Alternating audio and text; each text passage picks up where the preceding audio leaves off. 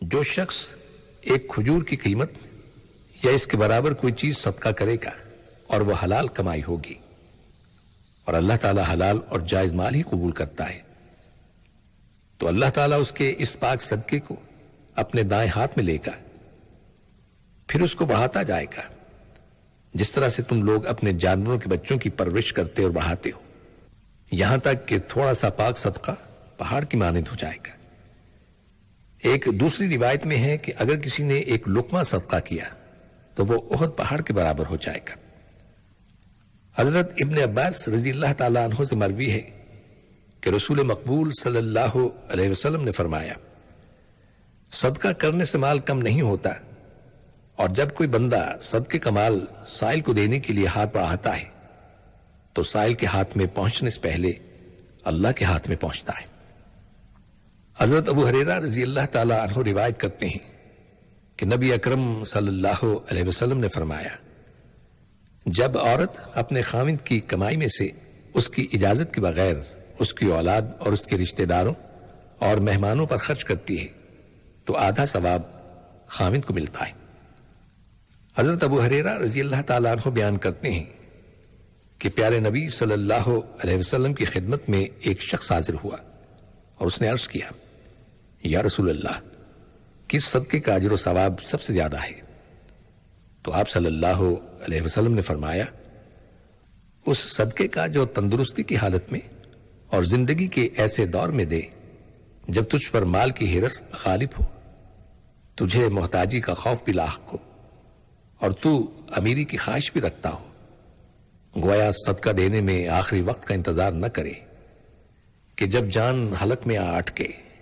تو اس وقت تو کہے کہ فلاں کو اتنا دے دو اور فلاں کو اتنا دے دو، حالانکہ اب تو وہ از خود فلاں اور فلاں کا ہو چکا۔ حضرت ابو سعید خدری رضی اللہ تعالیٰ عنہ بیان کرتے ہیں کہ نبی اکرم صلی اللہ علیہ وسلم ایک دن ممبر پر تشریف فرما ہوئے اور ہم سب آپ کے ارد گرد بیٹھ گئے۔ پھر آپ نے ارشاد فرمایا، مجھے اپنے بعد تمہارے بارے میں جس چیز کا خوف ہے وہ دنیا کی سرسبزی اور زیب و زینت ہے جس کے دروازے تم پر کھول دیے جائیں گے۔ حضرت عبداللہ بن مسعود رضی اللہ تعالیٰ عنہ کہتے ہیں کہ نبی اکرم صلی اللہ علیہ وسلم نے ارشاد فرمایا، اللہ اپنے دو بندوں کو قیامت کے دن زندہ کرے گا جنہیں اس نے مال اور اولاد کی کثرت سے نوازا تھا۔ ان میں سے ایک سے کہے گا کہ اے فلاں بن فلاں کے بیٹے، وہ کہے گا، اے میرے رب، میں حاضر ہوں۔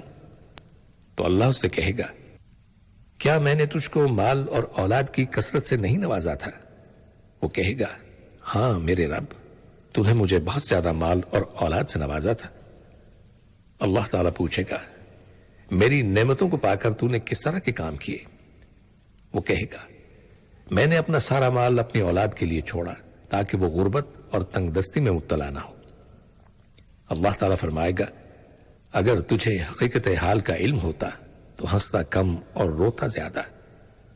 سن، جس چیز کو اپنی اولاد کے بارے میں تجھے اندیشہ تھا وہی چیز ان پر مسلط کر دی گئی، یعنی غربت اور تنگ دستی۔ پھر اللہ تعالیٰ دوسرے سے کہے گا، اے فلاں ابن فلاں، وہ کہے گا، اے میرے رب، میں حاضر ہوں۔ اللہ اس سے کہے گا، کیا میں نے تجھے مال اور اولاد زیادہ نہ دیے تھے؟ وہ کہے گا، ہاں اے میرے رب، تو نے مال اور اولاد کثرت سے نوازا تھا۔ اللہ پوچھے گا، میری نعمتوں کو پا کر تو نے کس طرح کے کام کیے؟ وہ کہے گا کہ اے میرے رب،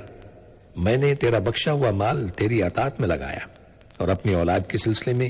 میں نے تجھ پر اور تیری رحمت پر بھروسہ کیا۔ اللہ فرمائے گا، اگر تمہیں حقائق کا علم ہوتا تو دنیا میں تم ہنستے بہت اور روتے کم۔ سنو، اپنی اولاد کے سلسلے میں تو نے جس بات پر اعتماد کیا میں نے انہیں وہی چیز دی، یعنی خوشحالی اور تونگری۔ سامعین، ایک شخص نبی اکرم صلی اللہ علیہ وسلم کی خدمت میں حاضر ہوا اور کہنے لگا، یا رسول اللہ، مجھے کوئی ایسا فعل بتائیے جس سے میری دولت بڑھ جائے، کوئی ایسا عمل بتائیے جس سے میرا جسم سلامت رہے، اور ایسا عمل بتائیے جس سے میری عمر طولانی ہو جائے، کوئی ایسا عمل جس سے خدا اور اس کی مخلوق خوش رہے اور ایسا عمل بھی ارشاد فرمائیے کہ میرے مرنے کے بعد میرا شمار قیامت میں آپ کے ساتھ ہو۔ نبی اکرم صلی اللہ علیہ وسلم نے فرمایا، اگر تو چاہتا ہے کہ اللہ تجھے دولت مند رکھے تو اللہ سے ڈر اور اس کی عبادت اور بندگی کے لیے ہرگز غافل نہ ہو۔ اگر تو لوگوں میں مقبولیت حاصل کرنا چاہتا ہے تو لوگوں کے لیے کسی قسم کا لالچ نہ رکھ۔ اگر تجھے یہ خواہش ہے کہ تیرا مال بڑھ جائے تو اپنے مال کی زکوٰۃ نکال۔ اگر اپنے جسم کی سلامتی کا خواہش مند ہے تو راہ خدا میں زیادہ سے زیادہ صدقہ اور خیرات کر۔ اگر تو لمبی عمر چاہتا ہے تو اپنے قرابت داروں کے ساتھ احسان کیا کر، اور اگر قیامت کے دن میرے ساتھ ہونا چاہتا ہے تو زیادہ سے زیادہ سجدہ کیا کر، اور کسی حال میں اطاعت خداوندی سے غافل نہ رہے۔ بخاری اور مسلم میں حضرت ابو ہریرہ رضی اللہ تعالیٰ عنہ کی روایت ہے کہ نبی اکرم صلی اللہ علیہ وسلم نے فرمایا، 7 غارت گر چیزوں سے پرہیز کرو۔ لوگوں نے پوچھا، وہ کیا باتیں ہیں یا رسول اللہ؟ تو آپ صلی اللہ علیہ وسلم نے فرمایا، اللہ کے ساتھ کسی کو شریک کرنا،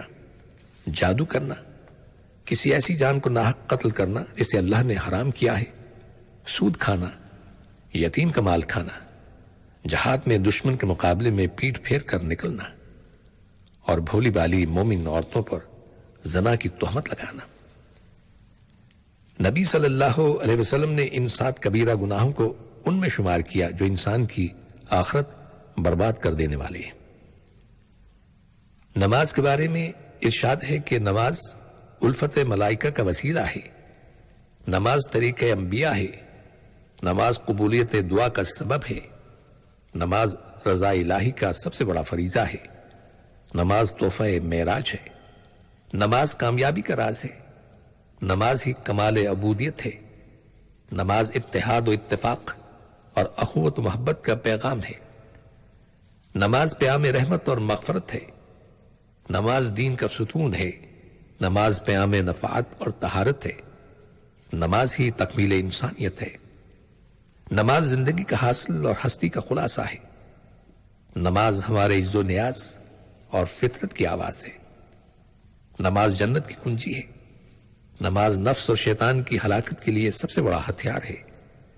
نماز ہی اخلاق حسنہ کی ہادی ہے، نماز ہر مومن کے دل کا نور ہے، نماز اسلام کی جڑ ہے، اور نماز معرفت الہی کی مشعل ہے۔ حضرت ابو ہریرہ رضی اللہ تعالیٰ عنہ بیان کرتے ہیں کہ نبی اکرم صلی اللہ علیہ وسلم نے ارشاد فرمایا، اللہ کی 100 رحمتیں ہیں جن میں سے اس نے صرف ایک حصہ جن اور انسان، چوپایوں اور حشرات الارض میں اتارا، جس کی وجہ سے وہ باہم شفقت کرتے اور ایک دوسرے پر رحم کھاتے ہیں۔ اسی کی وجہ سے وحشی جانور اپنے بچے کی طرف مائل ہوتا ہے، اور 99 رحمتوں کو اس نے رکھ چھوڑا ہے، ان سے وہ قیامت کے دن اپنے بندوں پر رحم فرمائے گا۔ حضرت ابو ذر رضی اللہ تعالیٰ عنہ بیان کرتے ہیں کہ نبی اکرم صلی اللہ علیہ وسلم نے فرمایا، اللہ فرماتا ہے کہ جو شخص ایک نیکی کرے گا اس کا بدلہ 10 گنا ملے گا اور اسے مزید عطا کروں گا، اور جو برائی کرے گا اسے صرف ایک برائی کا بدلہ ملے گا یا میں اسے معاف کر دوں گا، اور جو مجھ سے ایک بالشت قریب ہوا میں اس سے 1 ہاتھ قریب ہوا، اور جو مجھ سے 1 ہاتھ قریب ہوا میں اس سے 2 ہاتھ قریب ہوں گا، اور جو میری طرف چل کر آئے گا میں اس کی طرف دوڑ کر آؤں گا، اور جو مجھ سے زمین کے برابر گناہ کر کے ملے گا میں اس سے اسی جیسی مغفرت لے کر ملوں گا، بشرطے کہ اس نے کبھی کسی کو میرا شریک قرار نہ دیا ہو۔ حضرت جابر رضی اللہ تعالیٰ عنہ کہتے ہیں کہ نبی اکرم صلی اللہ علیہ وسلم نے فرمایا، تم میں سے کسی شخص کو اس کا عمل جنت میں داخل نہیں کرے گا اور نہ ہی دوزخ کی آگ سے بچائے گا، اور مجھے بھی نہیں مگر اللہ کی رحمت سے۔ حضرت عمر بن خطاب رضی اللہ تعالیٰ عنہ فرماتے ہیں کہ نبی اکرم صلی اللہ علیہ وسلم کے پاس کچھ قیدی آئے، ان قیدیوں میں ایک عورت پر نظر پڑی، وہ اپنا بچہ تلاش کرتی پھر رہی تھی۔ جب اسے قیدیوں میں کوئی بچہ مل جاتا تو اٹھا کر اسے سینے سے لگا دیتی اور دودھ پلانے لگتی۔ نبی صلی اللہ علیہ وسلم نے ہم سے فرمایا، تمہارا کیا خیال ہے کیا یہ عورت اپنے بچے کو آگ میں ڈال سکتی ہے؟ ہم نے عرض کیا نہیں۔ نبی اکرم صلی اللہ علیہ وسلم نے فرمایا اللہ اس سے کہیں زیادہ اپنے بندوں پر مہربان ہے جتنا یہ عورت اپنے بچے پر مہربان ہے۔ حضرت انس رضی اللہ تعالیٰ عنہ نبی اکرم صلی اللہ علیہ وسلم سے روایت کرتے ہیں کہ آپ نے فرمایا اللہ سبحانہ تعالیٰ قیامت کے دن حکم دے گا جس شخص نے کسی دن مجھے یاد کیا یا کسی جگہ مجھ سے ڈرا اس کو دوزخ کی آگ سے نکال لوں گا۔ حضرت عائشہ رضی اللہ تعالیٰ عنہ فرماتی ہیں کہ رسول اللہ صلی اللہ علیہ وسلم نے فرمایا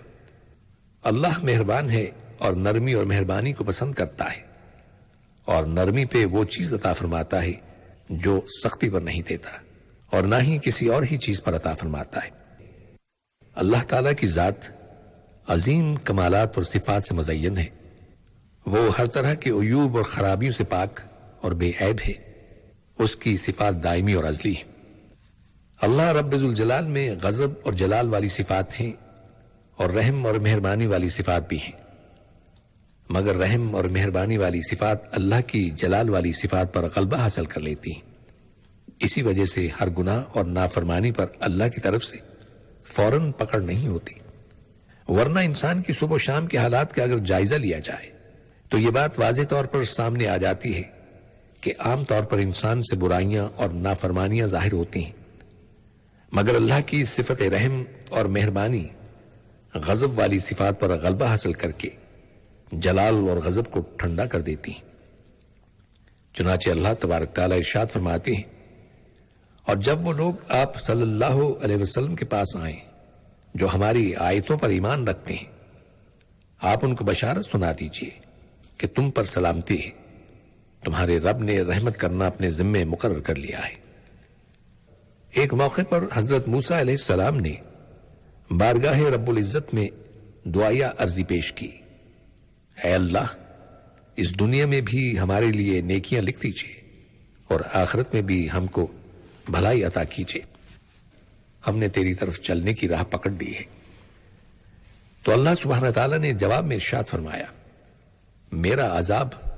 میں جس پر چاہتا ہوں ڈال کر رہتا ہوں اور میری رحمت نے ہر چیز کو